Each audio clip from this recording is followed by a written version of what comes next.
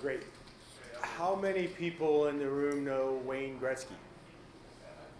Most people. Wayne Gretzky, what's the advance button? Hit that. There you go. Wayne Gretzky is generally thought to be the greatest hockey player ever. I think he's the greatest team sports athlete ever. But if you notice something about what's on the slide, after his unbelievable hockey career, Wayne Gretzky became a coach. His coaching record was not so good. Most people forget that actually after coach, he became part owner in a team, and he became a general manager. And he wasn't that great at that either. And sometimes you gotta think about why. There's a different example that I can provide, also coming from sports, Mike Krzyzewski. How many people have heard of Mike Krzyzewski? You probably never heard of him as an athlete, because he really wasn't a very good one. But you've heard of him as a coach, because he's generally thought to be the best college basketball coach ever, winning 5 national championships, coaching teams to gold medals, etc. If you think about the title of this talk, which hopefully didn't offend, but when we talk about why being a great technologist may, and I'll emphasize may, not make you a great CEO, it's because they're completely different jobs. They require different skills, they require different experience, they require different demeanor, and I think it's important for anybody who's a technologist thinking about becoming a CEO to understand that difference, and A, make sure you want to do it, and B, prepare yourself to be successful. So my job today is to talk a little bit about that and talk about some of the differences in what my experience is as a CEO and what you might think about getting from point A to point B. Just as a quick introduction, I'm Jason Kaplan. I'm the CEO of a company called SixMap. We're upstairs. The day's almost over, but we love to talk to you technologists about what we do. We provide external visibility to enterprise networks so that we can give you an attacker's view of what your vulnerabilities or what's exploitable. We do it differently. There's a lot of companies that do it, and again, we'd be happy to talk to you about it. But my journey actually started in sales, so I didn't have to traverse the journey, if you all are technologists, that you do. I was an inside sales rep calling the phones a long time ago in technology, and over the last 25 years, I've learned a lot about technology. I've been a co-founder, CEO. I've taken over for technology founders as CEO, and I'm now CEO for the third time. I've sold the business, and now I'm CEO for the third time. This is something that when I was preparing for the talk, I was thinking about. How often do you think a business or a sales or a marketing-oriented entrepreneur has a technology idea and says, hey, I think I can go build it, and tries to play both roles? And the answer, I think, is not very frequently, because at least I know I could never build that myself. The opposite question of how often does a technologist say, oh, I'll be the CEO, and goes out, maybe raises some money, maybe not, but says, I can do that, and then faces some challenges along the way. And I think probably the scenario that you find more often is technologists think they can be CEOs, and again, if you talk to VCs and you talk to other people, that journey is not always so easy. And I think the question is why? So this is, again, we'll go through this over the course of a couple slides, but it really starts with the differences in what the jobs are and what the lead up into the role is. So as a technologist, and look, I'm not one, but I've worked with a lot over the years, often what's most interesting is solving hard problems, is building cool things, is creating innovation. Right? All of that sounds pretty interesting, I think, to most technologists don't get in it to sort of move a rock from point A to point B. They do it to build something new and exciting. As a CEO, like, my job kind of doesn't have anything to do with that. My job is about how do we create something that will solve a problem that people will pay for today. That's the job. And as a business, like, that's what you have to do. Whether you create something innovative or not is sort of irrelevant. Your product, obviously it matters, but is sort of irrelevant. What matters is, will people pay for it today? And so the perspective of a CEO is not necessarily what are we building that's most innovative or interesting or challenging. It's what is the customer's pain, and am I building something that's going to solve that pain today, and can they actually implement and use it? Because lots of technologies get built that are very difficult to implement or to use, in which case, even if you're solving a hard problem, you fail. So what the outlook on your business is, and what you, the sort of the problem you have to solve as a great technologist versus the problem you have to solve as a CEO, or among the problems you have to solve as a CEO, are very, very different. There's another very practical reality, which is, like, how do you spend your time? You know, what do you like to do? And what sometimes, frankly, even surprises me, like at the end of the day, I'll look back at my calendar and I'll see, you know, little blocks of colors all day from whatever it is, 8 to 6, and it's all different. But, you know, as I was thinking about how I spend my time, and as I've talked to other business leaders about how they spend their time, very little of it is actually spent on technology or solving technical problems. This is representative. This is, you know, basically nothing's the same, right, week after week, but probably something like 40% of my time is spent calling customers, visiting customers, traveling, thinking about marketing, thinking about this event, preparing presentations, doing things that are all about selling and generating revenue. About 30% of my time, and this may be surprising, is just dealing with people. When you start to hire, first, hiring takes a lot of time. How do you get people onto your team that you want? How do you as a lead technologist convince a CFO or head of product to join you? So hiring takes a long time. Firing takes time. You know, there's lots of complexity in life that you have to think about. How do you set a policy and communicate it to the team? So people management takes a lot of time. And then there's stuff like admin, legal, finance, et cetera. I was talking with somebody who's a partner in one of our VC firms earlier this week. He asked me to speak to a CEO of a new investment they made. And this is a 30-year-old CEO who had already started and sold a business. But Andy asked me to speak to him. And so we were talking, and the conversation went really, really well. And afterwards, I called Andy and I said, hey, I thought I had a great conversation with Eric was his name. And Andy said, you know, I'm really excited about him, but he comes from like a sales background, and my concern is he's not going to want to do the boring stuff you have to do as a CEO. And that's about getting the legal documents right, getting insurance, you know, picking a place to have your office. All of these things matter. So again, when you think about how do you like to spend your time, be prepared to spend your time doing things you don't like doing, because you have to. Somebody's got to get it done, and especially if you're starting a company, there's nobody but you to get it done. This whole chart is irrelevant when you start raising money. When you have to start raising money, you will end up spending somewhere between 50 to 80% of your time raising money, period, end of story. And it will take longer than you think. So if you don't like the idea of going, I don't know how many of you heard Lucas talk this morning, but if you don't like the idea of going out and pitching and pitching and pitching and pitching, because you're going to get a lot of no's and you're going to have to learn, then you're going to have a hard time transitioning into that CEO role. So think about how you like spending your time. I was thinking about, okay, what advice, if you know it's worth what you're paying for it, but what advice could I give, or what things do you need to think about if you want to develop the skills, or you want to think about what do I have to do in order to become a CEO? I've got 6 I'm going to run through real quickly. I will say that I spoke to a general one time, and we were talking about leadership, and he said, you know, my job as a leader is to set strategy, get the right team in place to execute the strategy, and make hard decisions. Like, that's my job. I think that my job as a startup or an early stage CEO is a little bit different, so I've got 6, not 3, but it's pretty consistent across these areas. So this first one, team building and management. I talked a little bit about that before with HR, but it's really important that you think about recruiting the right team. And I'll tell a quick story that's not exactly related to this, but I was fortunate enough. How many people know Akamai, the company Akamai? Yeah, so I was really lucky. I got to join Akamai in 1999. I was their first sales leader. The first 10 salespeople worked for me. I hired them. And that company was started by a PhD math professor from MIT, by one of his students who tragically passed on 9/11.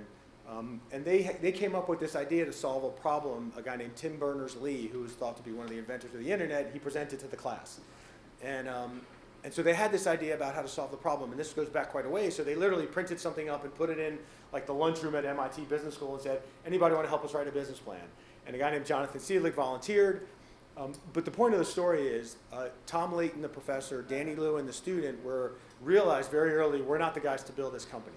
So they recruited a guy named Paul Sagan to be president, and then they even went further and recruited a guy named George Conradis to be the CEO. And if you look at the life of that company, George was the CEO for about 6 or 7 years. Then Paul became the CEO for 6 or 7 years. And the interesting point is, Dr. Tom Layton, the PhD, founder of the company, the great technologist, he became the CEO after about 10 years, 12 years of the business running, and has been it for the last 6 years. So, maybe the point of this is, look, you all ought to try it if you want to, but you don't have to do it first. Maybe you go and get some experience and learn what it's like to work in a business and learn from somebody who's done it, and then you can always circle back to it later. Communication. Technologists often want to, again, Lucas said earlier, you can't speak engineering to investors. You can't speak engineering to salespeople necessarily, not to all customers, not to board members. You have to understand how to communicate about subjects that are not just technology. And so again, if I was in your shoes and I was a technologist and I was thinking about starting my first company, one of the things I would think really hard about is how do I explain what I'm doing to people who aren't technologists? How can I talk to a friend who maybe is an attorney or my mother or whatever it may be and explain what I'm doing to him or her, because that communication with people who are not technologists is going to be critical. I can tell you at the board level, when I speak to our board, and it depends a little bit on the exact board member, but they don't really want to hear about the technology problems. They care a little bit about the product because they want to understand. I mean, when they made the decision to invest, they care, but what they really want to know is what problem what I said before, what problem are you solving and why will people pay for it now and how big is the market? And none of that has to do with the bits and the bytes of the technology. So you really have to think about how are you explaining and how are you able to communicate without technical jargon and in ways that business people or even just sort of the layperson is going to understand. Customer centricity. The only thing that matters, really, the only thing that matters is, are you solving a problem that people will pay to solve today? That is the only thing that matters. And is it implementable? This company, SixMap, when I took it over, we had an unbelievable capability, a very, very powerful capability. But the founder didn't build in some of the core foundational elements that you need to sell to enterprise. So if you don't have MFA, if you don't have SSO, if you don't have an API, if you don't have documentation, all of these things matter a lot, and the enterprise will not buy it without that. Even if you solve a pain point, if you can't fit into their stack and you can't integrate with their other technologies, they will not do it. So you have to think about the big picture and put yourself in their shoes and say, can I actually use this today? And if you can't, the product is not sellable. Go to market. Has anybody sold anything in here before? Yeah, selling is a lot different than building technology, and go to market is about more than selling. And go to market today is completely different than go to market 20 years ago. How fast the world is evolving with, and I hate to use the term, but with AI and how AI is used in marketing today and used in selling today, it's completely different. But you have to be prepared to sell. I was just on a panel. One of our investors had a portfolio get-together, and I was a panel sitting next to a guy who's a CEO of a startup, and we were there to talk about how do you move from a POC to recurring revenue contract. And he sits there and he said, and I like the guy, I really like the guy. We were drinking later, or whatever, but he said, one of the ways we've had success is we don't sell. What we do is we build relationships, and we talk about what the problems are. And I'm looking at him, I'm like, that is sell. And I couldn't contain myself. My wife always gets mad at me because I'm not good at holding back my thoughts. So at the end, before I said, I happened to be asked the last question, and I'm like, look, I just want to say it. And I'm like, Dan, I like you, and I hope you don't take offense, but you can't sit up here and say you don't sell. If you don't sell, you shouldn't be the CEO. Lucas said earlier today, usually the first $1 million to $3 million of sales from a company has to come from the founder. So you have to be prepared to get out there and sell. and you have to be able to do it. And that means asking hard questions, listening to lots of no's, being able to handle rejection, and again, recognizing that it's the big picture of how you fit in everywhere that's going to get you to close business. Learn to make hard decisions.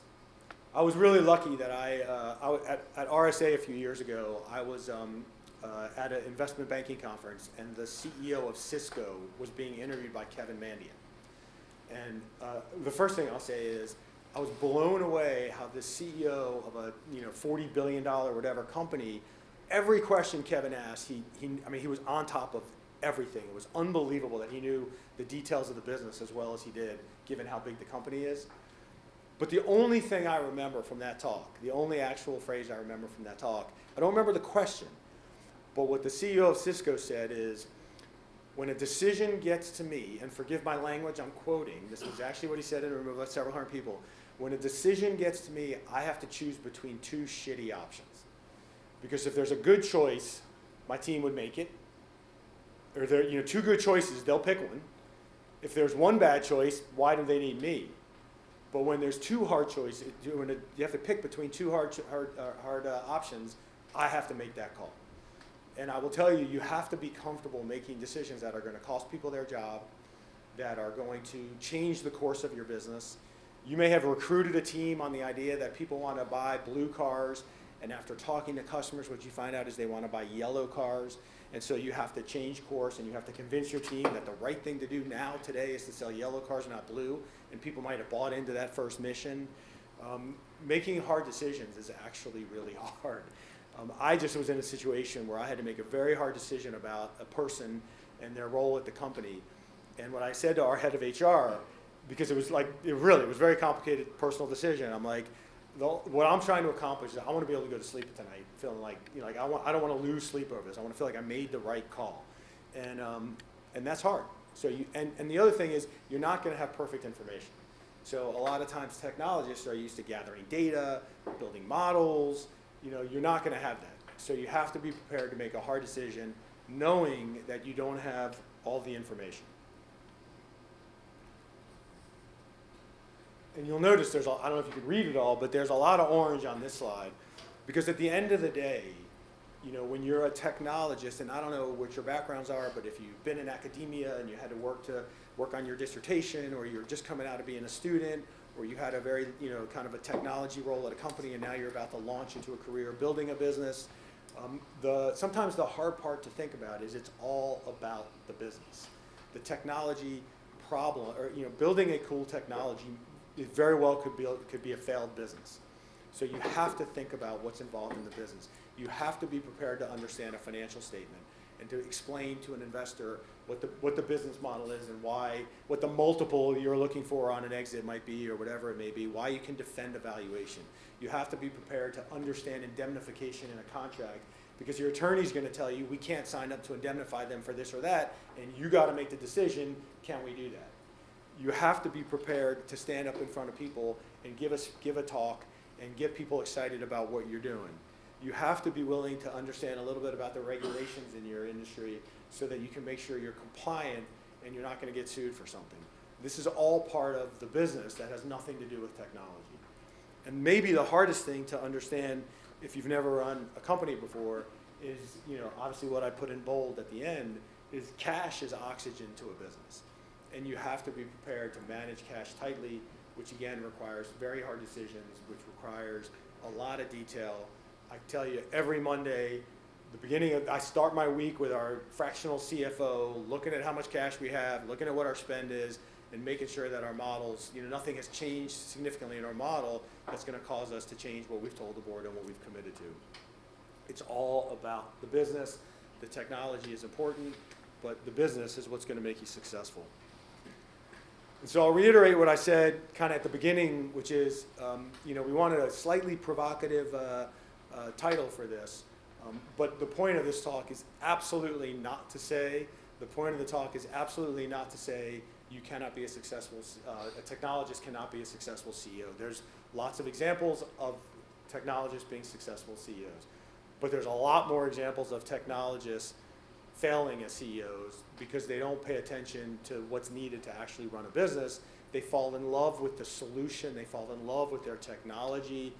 They don't stay focused on, am I solving a problem that people are willing to pay for today? And so my last comment to you is, my closing thought is really just think hard about what you like to do. Think hard about how you want to spend your time. Think hard about what you're willing to spend your time doing, like the financials and the legal and all the other annoying things that we have to deal with. Do you want to sell? And just make sure that you're building the skill sets so that you can check all those boxes, because it's going to be required of you as a CEO. So I built this to leave a little bit of time at the end, so we've got a few minutes if anybody has any questions. Yes? How did the board sell you on joining SIXMED? So I knew the investors. This is my second CEO role of a cyber company, and when I was the first time, I got to know the investor community really well. Like, again, like networking, getting to know people, building your friend network. It's all really, really important. So when I left the last role, I told them I was available. After a few months, they called me. I was excited about the opportunity to work with them. Investors, again, Lucas said earlier, it's a marriage, and I've worked with challenging investors before. I was excited to work with them. I became convinced that the technology innovation was powerful, and I became convinced that the tools that were in use today, it's a crowded market that we're in, but I was convinced that the tools that were in place today were not delivering to the market, so that there was an opportunity for disruption. And I also think cyber's unique in that, if I'm selling a marketing technology, the head of marketing at Bank of America is not going to call the head of marketing at JP Morgan and say, hey, we bought this new tool that's really working great. But the CISO of Bank of America, or whatever I said, Bank of America might call the CISO of JP Morgan and say, hey, I found a new tool that really works well. Those people do, and so the opportunity to scale a business in cyber, I mean, it's really, really hard, but if you get it right, the opportunity to scale is amazing, and I wanted that shot. Yeah. How do you know when to give up versus keep going? That's a really, really hard question. I don't know that I have a great answer for it. I think you have to. I think that becomes it's a very personal decision. Even though, like, the first company I was a founder of, I literally sat in people's kitchens while they were writing $50,000 checks, and I took it very, very personally. And it, like, for 5 years, it screwed me up. And ultimately, we sold the business and we had a reasonable outcome. But throughout, we had to ask ourselves that a long time. And a lot of it was like, what do I personally want? How much pain am I willing to endure? Because being a CEO is not easy. But a lot of it was also how strongly I felt to deliver back money to the investors.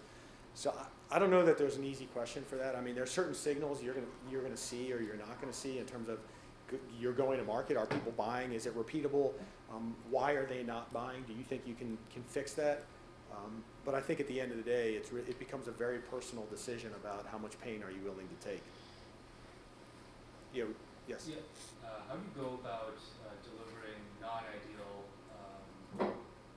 feedback to the team about, like, maybe things about, like, direction or market or things that are not great to hear, but, like, needs to be said? How do you go about delivering that? There's a couple people that work at our company in the audience, and you can ask them if what I'm about to say is true.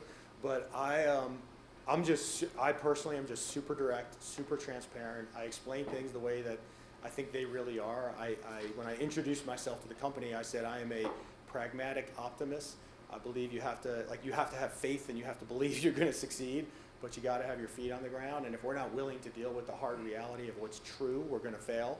And so, for me, my style is just tell it like it is, and still, like, try to paint the most optimistic picture I have, because people need to believe, but not lie, So stylistically, you have to determine what's authentic for you and works for you. But for me, I just flat out tell it like it is, and also why am I still excited?